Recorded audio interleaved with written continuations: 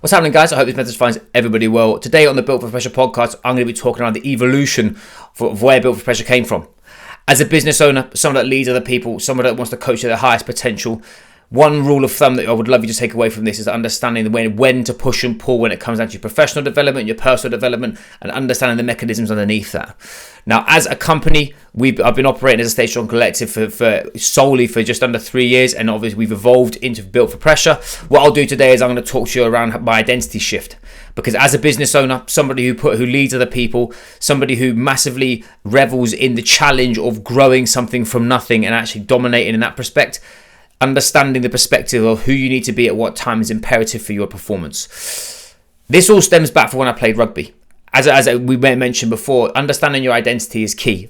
When it comes down to if you spoke to me as I was playing rugby, who was Will Foden? Will Foden was a rugby player. That was it.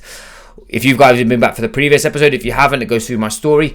When I had NLP coaching, I soon realised that actually Will Foden was not just a rugby player. Will Foden was a son, a husband, now a father. I was an athlete, a business owner, a professional.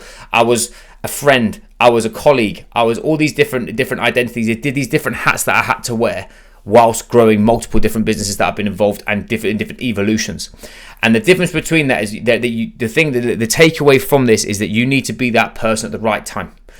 What most people do is they try and either jump the gun, they sit too long in professional development when actually they need to grow, or they spend way too long in personal development when actually what they need to do is take what they know, start exploring it, utilizing it, and actually getting feedback, because that's how you grow as an athlete, as a professional, and from a personal standpoint. These spheres are an upward spiral, and if you don't understand that actually when it comes down to finding the balancing act between them, you're always going to be lost within one of them, whether you're always searching for your purpose, or you're always searching for your mission statement or your vision as a business, or you continually fall off the wagon and letting your personal standards slip because everything else is taking hold. Modern day leadership is about understanding that balance. And today what I'm going to go over is a couple of frameworks that I've used, that Stay Strong Collective has evolved and utilized to build out the next phase of what we're going to do, what mission we're on, and how I've done that personally too. So as mentioned, the athlete identity has been massive throughout my career. I've always resonated with the athlete, and it's something that I still talk about now. When it comes down to the inner monster, somebody who wants to prove, I've always wanted that part to be part of my process. Now I'm no longer a professional athlete. Now I hang around in the corporate athlete realm where I still want to operate as high as I possibly can, but I have other life stresses that are involved, that it's not at all costs. It still remains. That part of my identity and evolution is taking place now, where it's still part of what I do, but I now funnel it so I can perform better throughout my business and as a parent and as a husband and a son, obviously. Now, when it comes down to business, obviously, guys and ladies who listened before, I lived in Singapore. I worked for UFit, and I was the head trainer with Mr. Dylan Goodard there. Shout out to you, my brother. We got to a point through COVID where obviously me and Rachel put stuff online and we pulled the trigger. This is where I first set up my first company. As a brand, I've been F7 Performance, I've been Will Foden Strength and Nutrition, I've been Stay Strong Collective, and now we've moved to Built for Pressure. Those iterations of my business reflected my level of practice, reflected who I was working with, and also reflected me as a person. F7 Performance and Will Foden Strength and Conditioning were all based around athleticism. They were based around getting you physically in the best shape of your life, making you be as healthy as possible, and also optimize yourself through high impact behavior. The key thing to distinguish in that respect was, as a professional, that's what I delivered. Through COVID, through multiple years of working in the mental performance space after having NLP coaching myself, I then soon realized that actually when I left is when you go into business, there are two sides to the coin. You're either thriving or you're surviving. Now, when you're in survival mode as a business, what you need to be doing is actually pumping out on all gas and all cylinders and using your work rate, work ethic, and also drive and determination to make it happen. People that have set up a company will know you are absolutely sending this as hard as you possibly can, and you're willing to burn yourself to the ground to do it purely on the basis that you know that you can reach to a certain level. Once you are no longer in that position, i.e. when I moved home from Singapore, I lost 70% of my wage. In a year, we 110% X my business. Not because I'm magic, but because of work rate, and I paid to play. Shout out Mr. Matt Optimize. I paid to play, to get mentored, to get me in a position that I could actually make sure that I was surviving. And I was not in a position where I was using scarcity as a fuel source. But what I was now in the practice of, I knew what I was doing. As the Stay Strong Collective started to grow, as we went from 23, I think it was 23 clients when I left Singapore, up to the biggest that we've had, 60 on books. We're hanging around the 50 client mark quite on a regular basis. The evolution started to take place. What I started realizing was my customer base was no longer just athletes, was no longer just people, weekend warriors, people that were looking just to get healthy. They were high-level professionals. They were people that had huge amounts of pressure externally that they had no control over. And more to the point, this personal, professional, and physical trifecta was the biggest piece of the puzzle that I was able to operate in, because as I mentioned before, being an elite PT in Singapore, my client demographic there were executives, CEOs, leaders of huge multinational corporations, and the pressures they had were all lifestyle stresses. Realizing that actually the war between your ears is where the battle is won has always been the premise ever since I've left rugby, purely on the basis that if you can regulate yourself, if you can use self-esteem, emotional intelligence, and have the opportunity to actually be more reflective, you have a way better understanding of how to have caliber with your peers, the people that you work with, people that you lead, and also, more to the point, with yourself. Now, as I moved, we were in, as I said, 3 years ago. We at Stage Strong Collective, we started to grow. We've had in-person days in Singapore. I've had amazing times. You guys know that we've launched the immersion it used to be just a private event for who I worked with. Now we're making it open for people to get on board. We used to run immersion experiences. I've ran one in Singapore. I've ran one a couple in the UK, and then I've been back to Singapore this year too. It's currently 2024. The evolution started to happen by itself. Now, as mentioned, when it comes down to high performance is like an onion. Once you start to peel back the layers, you need to understand more about you to be able to get more out of your performance. As a business, that's exactly the same thing. If you're a solopreneur, if you're someone by yourself, if you're a coach, if you're somebody who is wearing multiple hats, just a big shout out to coaches out there. You no longer can just be an epic coach. I would tell you, if you put a gun to my head, what's my superpower is I'm very good at coaching. But the other hats that I have to wear: marketer, leader, social media expert. I have to be I have to research. I have to be even more of a scientist. I have to be able to navigate the ever-changing environment and how to market. So mainly marketing is the biggest challenge for a coach, because that's how you actually get your eyes on deck, and also who do you need to be in those situations.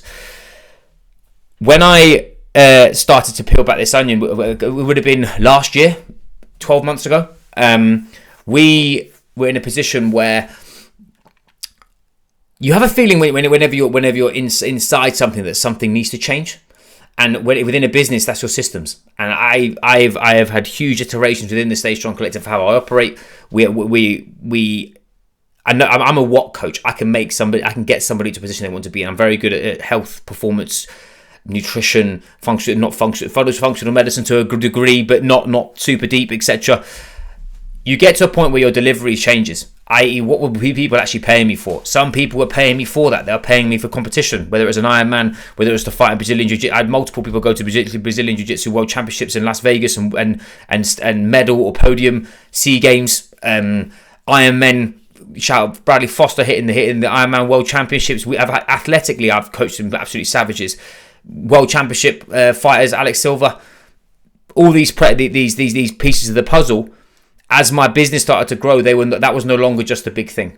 The big ticket then was actually, how do I get someone to mentally perform and look after themselves more effectively from a personal and professional standpoint? This is always a bit of self-reflection, because as a professional myself, I know that the biggest evolutions in my coaching is when I have evolved the most. And when I realized that, and I knew that the inner game was where the battle was won, how do you get someone to behave in the way that's going to make them win? How do you actually get them to buy in and have huge amounts of influence? And actually, the key, that I always say that high performers are like Alcoholics Anonymous. You get to step 12, and the key to step 12 is you help somebody else. When one of my clients takes some of our principles within Built for Pressure and uses it with their team, you see a huge amount of change, not because of what we're doing is revolutionary, but because we've put them in a position to understand, then to be understood. And I think that's something that most businesses get wrong, is it's not always just the thing. It's the feeling within inside the thing that's going to be counting. Now, what I mean by that is I got to a point with my business where, as I said, we had multiple evolutions. We started doing some consulting. I started consulting other coaches, to be honest. Other coaches are asking me for business advice, and I realized that actually that business advice was not business advice. It was leadership advice. It was how to lead themselves through tough times. It was how to get over imposter syndrome. It was how to build more buying and influence to their clients, how to get better results. It wasn't, what's your four word email, or understand whatever, I don't know, how to use a Google Drive properly. It wasn't any of that kind of stuff. So then suddenly what happened was that the Stay Strong Collective wasn't fragmented, but it became like I was running that ship, but I had multiple different pieces coming in at the same time. And whenever you're chasing growth, and whenever, as I said, you're looking for the next level, sometimes you'll rush.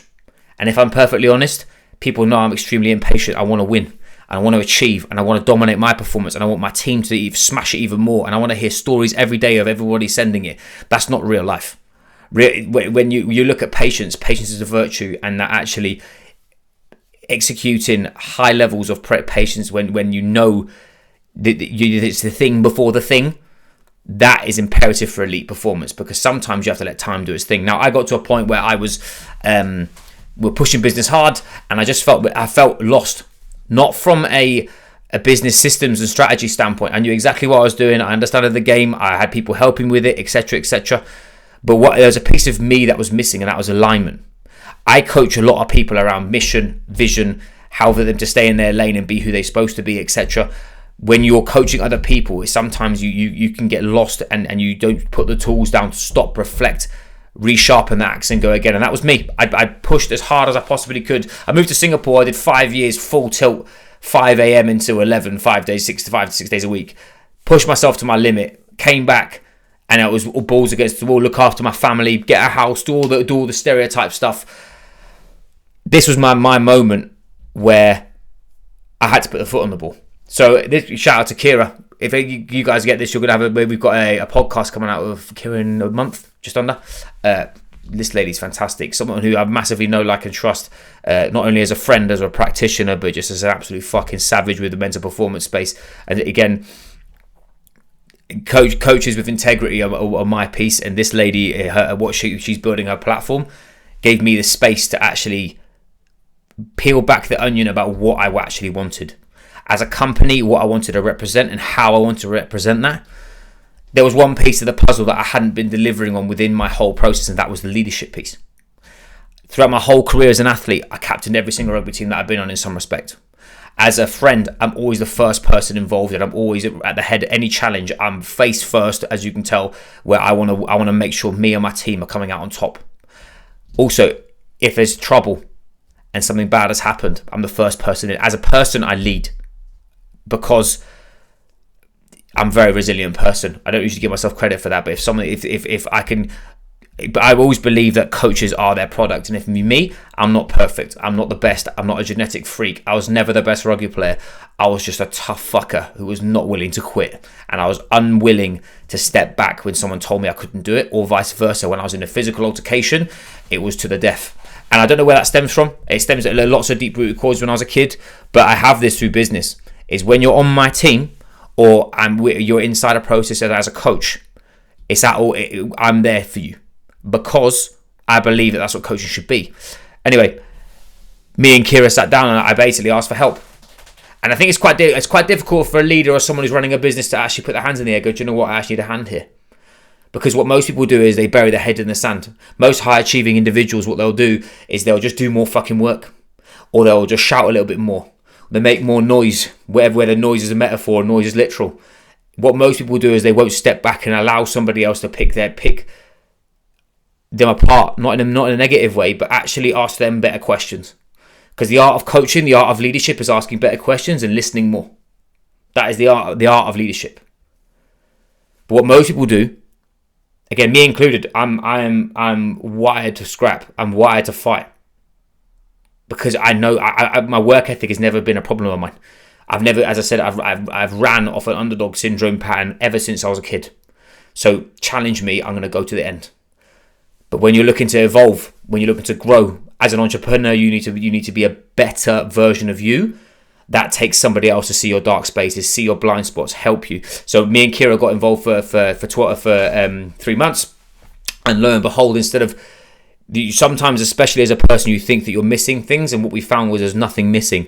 It was just, it wasn't being articulated in a way, and it wasn't part of the process, which was actually a huge segment of that piece of the pie, which was the leadership piece, which with me is the professional piece.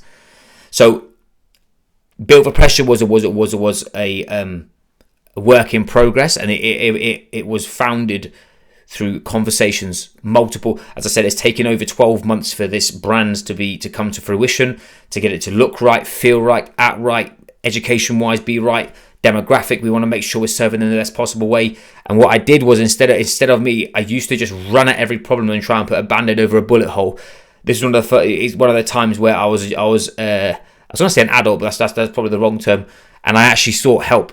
That help, pay to play, which I'm a strong advocate of. If you want speed, you pay to play, because it's way easy to ask somebody who knows what they're doing and to figure it out. Story of that: I've just had my garden done. I had drains put in, so you just sort of spend thousands of pounds, you can't even see it. I used to drive a digger, but I have no idea how to do the water table here. You got a choice. I could spend hours a day kicking and screaming, cutting holes in the ground, not getting it done, or within 2.5 days I've got the job done and now my garden's sorted. Coaching is the same thing. Mentorship is the same thing. You pay to play because you pay for speed. Experience wins, not just theory. Remember that. So we got to a point where we started to evolve, and then this is where my brand sat. It's not that the Stay Strong Collective is not built for pressure. They amalgamate into one thing. What built for pressure is an evolution of what I was built on, which was human performance, which was bigger, faster, stronger, leaner, more capable, lean into challenge, can push yourself, emotionally be regulated and be resilient. But built for pressure actually was that connective piece between the physical and the mental. I realized that the mental performance is where the elite edge is found.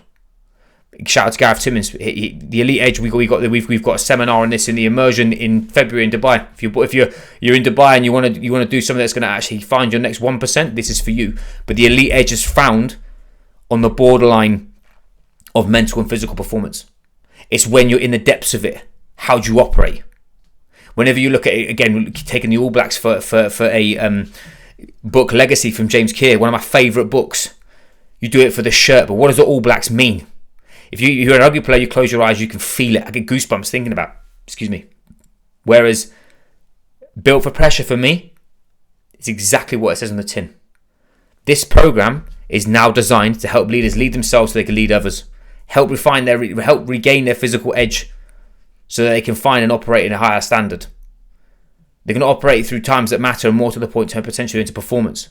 True leadership is about acting like it.